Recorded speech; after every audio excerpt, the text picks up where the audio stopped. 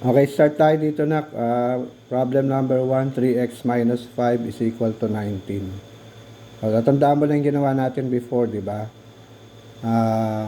Naglilipat tayo, di ba?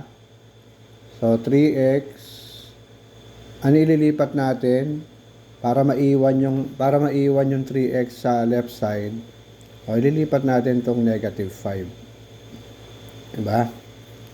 Pag nilipat natin yan, dito, ano yung mangyayari sa sign niya? Magbabago, di ba?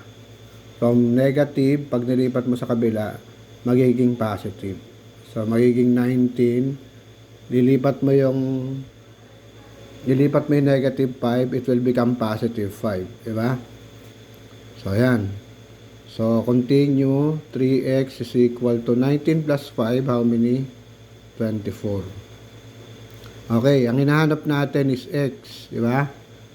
So, to reduce 3x to x, you will have to divide 3x by 3.